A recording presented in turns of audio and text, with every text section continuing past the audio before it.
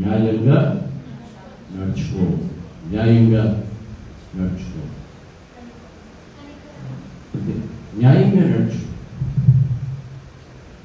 అన్యాయమైన లోకంలో నీవు న్యాయంగా నడుచుకో. మత్తయి సువార్త 23వ అధ్యాయంలో ఇదే ఒక ఆజ్ఞగా ఇస్తాడు. మత్తయి సువార్త 23వ అధ్యాయం 23వ వచనం. అయ్యో వయసుకరైన శాస్త్రులారా, పరిసయ్యులారా, మీరు పుదీనాలోను, సోపులోను, జీలకర్రలోను 10వ వంతు చెల్లించి ధర్మశాస్త్రంలో ప్రధానమైన విషయములను అనగా అయ్యో పరిచయం అయ్యో వేషధారులైన శాస్త్రులారా, పరిసయ్యులారా, మీరు పుదీనాలోను, సోపులోను, జీలకర్రలోను 10వ వంతు చెల్లించి మీరు ఈ పుదీనా, కొత్తిమీర కట్ట ఇలాంటి చిన్న చిన్న వాటిలోనే మీరు కట్టబడుతున్నారు. కానీ మనుష్యుడా, యూ హ్యావ్ టు నో ఏది ఉత్తమమో తెలుసుకో. నువ్వు చదవమ్మా. ధర్మశాస్త్రంలో ప్రధానమైన విషయాలు కొన్ని ఉన్నాయి. అనగా న్యాయమును, కనికరమును, విశ్వాసం. వీటిని విడిచిపెట్టేశారు మీరు. న్యాయాన్ని విడిచిపెట్టేశారు మీరు. న్యాయంగా నడుచుకోవడం వదిలిపెట్టేశారు మీరు. కొత్తిమీర, పుదీనా అది చిన్న చిన్న పట్టుకుని అందులో నేను దశభాగం ఇస్తానంటున్నాను. ధర్మశాస్త్రంలో ప్రధానమైనది ఏంటది? న్యాయంగా నడుచుకోవటం, న్యాయంగా నడుచుకోవటం, న్యాయంగా నడుచుకోవటం.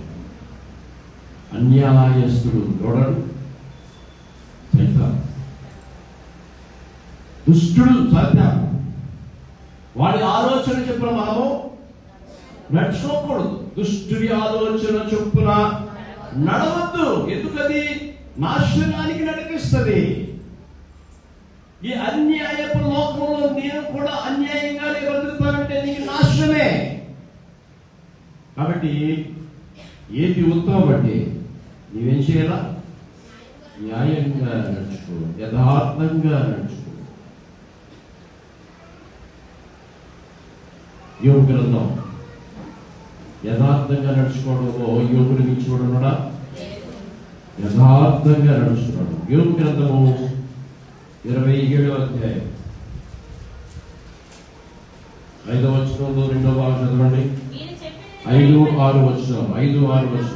యోబు గ్రంథము 27వ అధ్యాయము 5లో బి పార్ట్. మరణము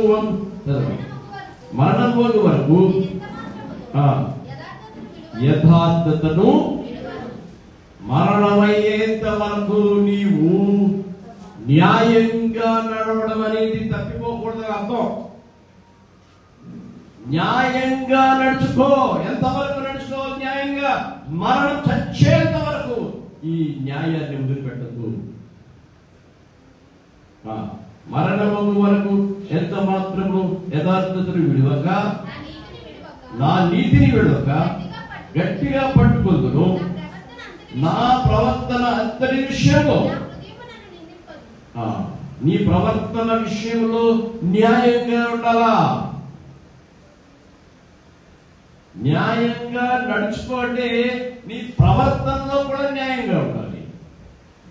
అన్యాయంగా బ్రతుకు, యథార్థంగా బ్రతుకు. అదే నేను అడుగుతున్నాను ప్రభు. ఇంతే కదా నేను అడిగేది. మనుష్యుడా, మరణం వరకు నమ్ముతున్నాడు. రెండవదిగా ఏమంటాడు? న్యాయంతో పాటు ఏమడుగుతున్నాడు? కనికరమును ప్రేమించు. కనికరమును ప్రేమించు. హోషేయ గ్రంథము 6:6 ఉంటుంది. నేను బలిని కోరను, కనికరమునే కోరుచు. కనికరము అనేది దేవుని లక్షణం. జ్ఞాపకపట్టుకోండి. The character of our God. కనికరము ఆయన లక్షణం. మీకా 7:18 ఉంటుంది చూడండి. అదే 7:18. ఆయన కనికరము చూపుట యందు సంతోషించేవాడట. దేవుడు కనికరం చూపించడంలో సంతోషించేవాడు. కనికరం చూపించడం దేవుని లక్షణం కాబట్టి మీరు కనికరమునే ప్రేమించండి అంటాడు. లూకా సువార్తలో 1వ అధ్యాయం 50వ వచనంలో ఒక మాట ఉంటుంది చూడండి. లూకా సువార్త 1వ అధ్యాయం 50వ వచనం. ఆయనకు భయపడు వారి మీద జాగ్రత్తగా ఉండండి. కనికరాన్ని ప్రేమించమంటున్నాడు. నీకు కనికరం ఎలా లభిస్తుంది? ఆయనకు భయపడు. దేవునికి భయపడితే దేవుని కనికరం నీకు లభిస్తుంది. అంటే ఇక్కడ అన్నాడు దేవుడు, మనుష్యుడా ఏది ఉత్తమం అంటే నీవు నాకు భయపడు. ఇది నేను కోరుకుంటున్నాను. న్యాయంగా నడుచుకో, మంచిదే. అన్యాయం చేయకండి, యథార్థంగా జీవించు, కనికరాన్ని ప్రేమించు, నాకు భయపడు. దేవునికి భయపడాలి. అబ్రహాము పేరు ఏమని? విశ్వాసులకు ఇంకో పేరు కూడా, నీవు దేవునికి భయపడవాడవని సాక్ష్యం పొందుతున్నాడు. మరి దేవుడు నిన్ను గురించి సాక్ష్యం చెప్తాడా?